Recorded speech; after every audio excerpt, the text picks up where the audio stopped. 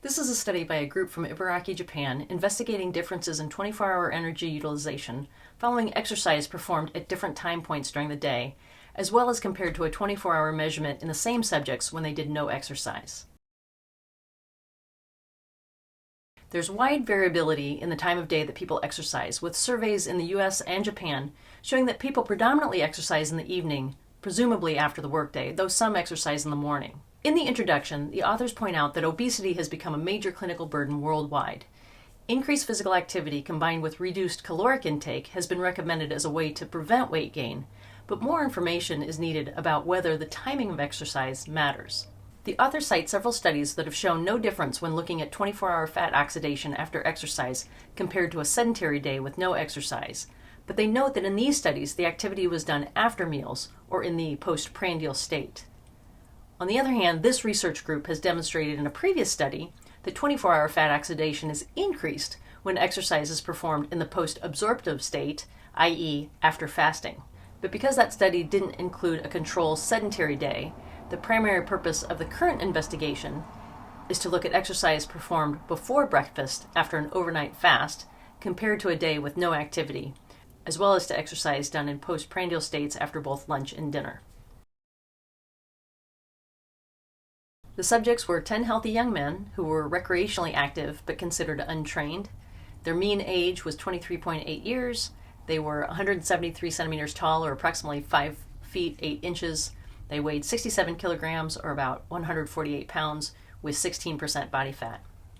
Prior to the experimental protocol, the subjects underwent submaximal and maximal exercise calorimetry testing to establish ventilatory threshold and VO2 max, with the mean being 15.8 milliliters per kilogram per minute in the subject group. The study protocol was a randomized, repeated measures design comprised of 4 24-hour calorimetry trials done at least a week apart.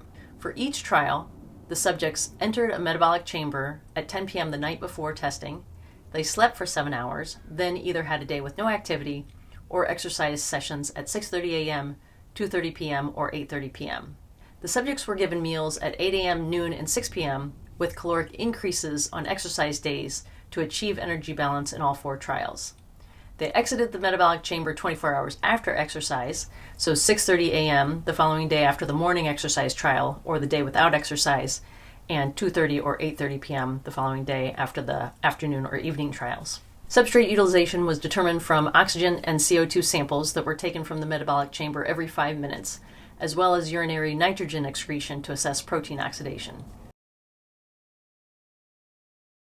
There were no significant differences in the calories burned during exercise, whether it was done in the morning, shown here in blue, afternoon, shown in green, or evening, depicted in red. This averaged approximately 525 calories per 60-minute exercise session.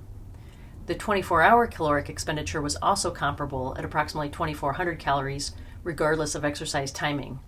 And, as would be expected, this is significantly more than the sedentary control of approximately 1,900 calories, shown here in white. However, the percent of fat calories consumed during morning exercise was 4 times higher, at 158 calories, compared to only 42 fat calories burned in the hour of exercise after lunch and dinner. There was no difference in 24-hour fat oxidation when exercise was done after lunch or dinner compared to the sedentary day without exercise. In these trials, 24-hour fat consumption equated to roughly 404 calories. In contrast, when exercise was done before breakfast, it accounted for 720 of the day's total caloric energy expenditure. And this appeared to be due not only to higher fat utilization during exercise in the morning compared to exercise in the afternoon and evening, but also to a sustained increase in fat oxidation for around 4 to 6 hours after the workout. During sleep, as you can see here, fat oxidation in all conditions had returned to roughly the same rates. Carbohydrate oxidation was highest following evening exercise, which was statistically significant compared to the morning exercise trial. Not surprisingly, exercise at any time point resulted in significantly higher carbohydrate utilization than the inactive control day. So what does this all mean? Well, this study confirms that 24-hour fat oxidation is increased when exercise is performed in the morning after an overnight fast. This is when our body's energy content, and particularly carbohydrate in the form of glycogen, is at its lowest. The authors explain that exercise further depletes these glycogen stores, resulting in a greater magnitude of carbohydrate deficit than what occurs with exercise later in the day. And this deficit induces a higher rate of fat oxidation because tissue glycogen not only acts as a carbohydrate reserve, but it's also a molecular sensor that activates signaling pathways in response to exercise. So it's this transient but more profound drop in carbohydrate level that contributes to increased fat oxidation even when energy intake and expenditure are matched over the 24-hour time period. The reason this is an important finding in obesity research is because people who are predisposed to obesity have a decreased 24-hour fat to carbohydrate oxidation ratio compared to normal weight individuals. So findings in this study are encouraging because it suggests that post-absorptive exercise, i.e. exercise done in a fasting state, may be a mechanism to shift that ratio toward a higher fat oxidation that could potentially reduce the risk of obesity or the metabolic changes associated with it. The analogy the authors use is that we know some medications work better if they're taken early in the day or late in the day, or they're taken with food or without food. So the way they describe it is, if we think of exercise as a pill to burn body fat, it would be effective only when we take it before breakfast. I want to pause here really quickly and ask a favor. If you're finding this information to be helpful, please tap the thumbs up button below or send me a note in the comments. This gives me feedback to help shape content for future videos. In terms of study limitations, the authors recommend caution in extrapolating the results. Since this experimental design tested only one bout of exercise, we don't yet have data on whether a morning workout program will have long-term effects on reducing body fat or altering metabolism. Also, because fat oxidation was increased relative to carbohydrate oxidation in an energy balance condition, this meant there was a positive carbohydrate balance in the overall calorie proportions, and this could theoretically lead to adaptations such that carbohydrate oxidation is increased or fat utilization is decreased. Alternatively, the authors point out other studies have shown that carbohydrate balance is a predictor of ad lib food consumption, so it's possible that the relative increase in glycogen availability may actually have a beneficial effect of decreasing caloric intake. As with all studies, the results simply raise more questions, which is why research is so interesting.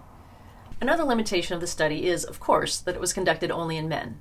And it's understandable to separate out metabolic studies by gender because there are established differences in substrate oxidation between men and women, and there's variation for women with respect to estrogen levels at different points in the menstrual cycle.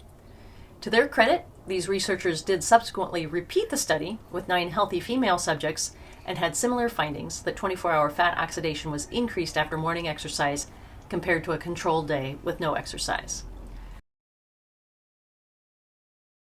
So the takeaway from today is that this study confirmed the findings from other investigations that there's no increase in fat oxidation when exercise is done after a meal. And importantly, fat utilization does increase both during and after exercise when it's done in the morning before breakfast following an overnight fast. The jury's still out on whether this will have long-term effects on changing body composition and reducing body fat. But if these are your goals and you have flexibility in the timing of your exercise, morning may be your best bet. If you want a quick video on how to determine the low-intensity exercise pace to help you optimize fat oxidation, you can find that here. Or if you want information about the wide-ranging health benefits of physical activity, check this out. Thanks for watching, and I'll see you next time.